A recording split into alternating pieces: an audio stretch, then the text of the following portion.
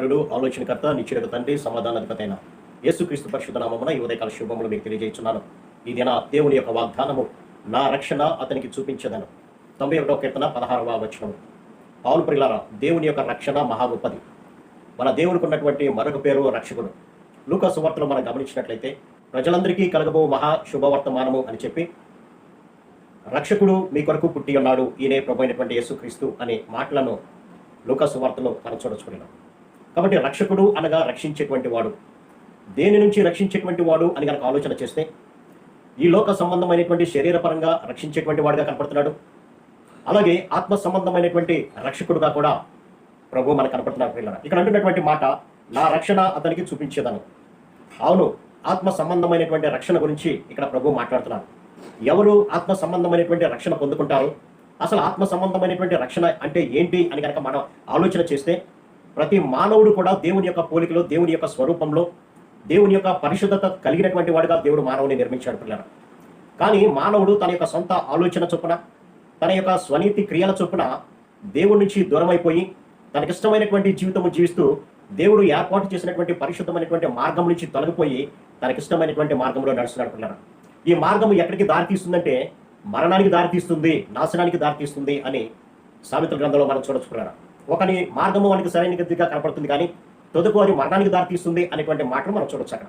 కాబట్టి ఇటగా మరణమైనటువంటి మార్గంలో నడుస్తున్నటువంటి మానవుణ్ణి ఆ మరణం నుంచి తప్పించి నిత్యమైనటువంటి రాజ్యంలో నిత్య జీవితము అతనికి ఉండాలనే ఆలోచనతో యేసుక్రీస్తు ప్రభు వారి లోకానికి వచ్చారు. పిల్లలు ఆ మార్గము ఏ మార్గం అంటే సాతాను యొక్క మార్గం.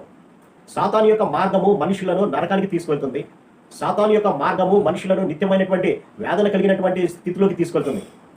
నిత్యమైనటువంటి మరణము కలిగినటువంటి స్థితిలోకి సాతాను మార్గము తీసుకెళ్తుంది. పిల్లలు కాబట్టి దేవుని మార్గాన్ని విడిచి సాతాను మార్గంలో నడుస్తున్న ప్రతి ఒక్కరిని కూడా రక్షించి తిరిగి తనతో నిత్యమైనటువంటి శాంతి సమాధానం కలిగినటువంటి రాజ్యంలో ఉండాలి అనేది దేవుని యొక్క ఆలోచన. పిల్లలు సాతాను యొక్క మార్గము నరకానికి తీసుకెళ్తే, దేవుని యొక్క మార్గము పరలోకానికి తీసుకెళ్తుంది. కాబట్టి నరకానికి వెళ్ళేటువంటి మానవుణ్ణి పరలోకానికి తీసుకువెళ్లాలనే ఆలోచనతో యేసుక్రీస్తు ప్రభువారు సమస్త మానవాళి చేసినటువంటి పాపముల నిమిత్తమై ఆయన తను తాను తగ్గించుకుని లోకానికి వచ్చి తన రక్తాన్ని చిందించి సమస్త మానవాళి యొక్క పాపాన్ని తీసివేశాడు. పాపము లేనటువంటి వాడు పరిశుద్ధుడవుతాడు, పరిశుద్ధుడైనటువంటి వాడు దేవుని యొక్క రాజ్యంలో నివసించగలుగుతాడు. కాబట్టి ఆ యొక్క నరకము నుంచి రక్షించి పరలోకమునికి తీసుకువెళ్ళేటువంటి వాడుగా ప్రభు ఇక్కడ కనపడుతూ అంటున్నటువంటి మాట, నా రక్షణ, నేను ఇచ్చేటువంటి ఆ గొప్ప రక్షణ, నేను ఇచ్చేటువంటి శాంతి సమాధానము, నేను ఇచ్చేటువంటి ఆ నిత్యమైనటువంటి సంతోషము నేను అతనికి చూపిస్తా అంటున్నాడు. కాబట్టి ఆ రక్షణను మనం పొందుకోవాలి అంటే ఏం చేయాలంటే ఆయనను ప్రేమించాలి. పిల్లలు ఆయన యొక్క ఆజ్ఞల ప్రకారం మన జీవితాలను సరిచేసుకోవాలి. ఏ మార్గం అయితే మనము తప్పిపోయామో, ఏ మార్గంలో నుంచి అయితే తొలగిపోయి సాతాను చూపించేటువంటి నేత్రాశలను శరీరాశలను నెరవేర్చుకుంటూ నిత్యమైనటువంటి నరకానికి వెళ్తున్నాము, ఇదే సంతోషం అనుకొని ఆ మార్గం నుంచి తప్పించాలనేటువంటి ఆలోచనతోనే, ఆ మార్గంలో ఉన్నటువంటి ప్రతి పాపాన్ని కూడా నీలోంచి తీసివేయాలనేటువంటి ఆలోచనతోనే ప్రభు ఈ లోకానికి వచ్చాడు, తన రక్తాన్ని చిందించాడు. కాబట్టి ఎవరైతే ఆ రక్తమునందు విశ్వాసం ఉంచుతారో, ఆ రక్తము నన్ను శుద్ధిపరుస్తుంది, ఆ రక్తము నా పాప మార్గాన్ని తీసివేస్తుంది, ఆ రక్తమే నన్ను నిత్య జీవాన్ని తీసుకెళ్తుందని నమ్ముతారో వారందరికీ కూడా దేవుడు తన యొక్క రక్షణను ఉచితముగా ఇవ్వడానికి సిద్ధంగా ఉన్నాడు. ఈ రక్షణ అనేది డబ్బులు పెట్టుకునేది కాదు, మన యొక్క ఆస్తిపాస్తులను ఇచ్చుకునేది కాదు, కానీ ఉచితంగా ప్రభువే మనందరికీ ఈ రక్షణను అనుగ్రహించాడు. కాబట్టి మనం చేయవలసినటువంటి పని ఒకటే, ఆయన రక్షకుడుగా మనం విశ్వసించి నన్ను శుద్ధి చేస్తాడనేటువంటి నమ్మకం కలిగి ఆయన సన్నిధికి చేరినప్పుడు ఆయన నమ్మదగిన వాడు, నీతిమంతుడు కనుక మన యొక్క సమస్త పాపములను కూడా శుద్ధి చేసి పరిశుద్ధపరిచేటువంటి దేవుడిగా ఆయన ఉంటున్నాడు. పిల్లలు మన పాపంలో ఎటువంటి స్థితిలో ఉన్నా, మన యొక్క జీవితం ఎటువంటి భయంకరమైనటువంటి స్థితిలో ఉన్నా, అనగా వ్యభిచారం చేత, మోసం చేత, అసూయ చేత, ద్వేషాల చేత, నరహత్యల చేత నిండి ఉన్నప్పటికీ కూడా ఆయన సన్నిధికి చేరి మన యొక్క అతిక్రమాలను ఒప్పుకుంటే, విడిచిపెడితే ఆయన కనికరించేటువంటి దేవుడిగా ఉంటున్నాడు.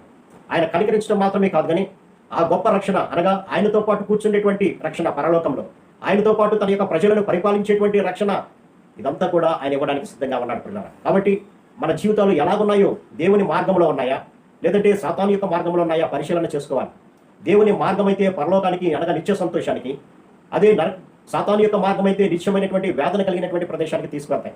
ఏ మార్గంలో ఉన్నామో మనల్ని మనం పరిశీలన చేసుకొని దేవునికి ఆయాసకరమైనవి, దేవునికి అయిష్టమైనవి మన జీవితాల్లో కనుక ఉన్నట్లయితే ప్రభు సన్నిధిలో పెట్టి వాటిని ఒప్పుకొని విడిచిపెట్టి ఆయన కనికరాన్ని పొందినట్లయితే తప్పనిసరిగా నీకు నాకు కూడా ఆయన తన యొక్క రక్షణను రుచి చూపించడానికి సిద్ధంగా ఉన్నాడు. పిల్లలు ఇప్పటివరకు పాపముల చేత రక్షణ లేనటువంటి స్థితిలో నిత్యమైనటువంటి నరకానికి వెళ్ళేటువంటి సాతానుని రుచి చూశాము.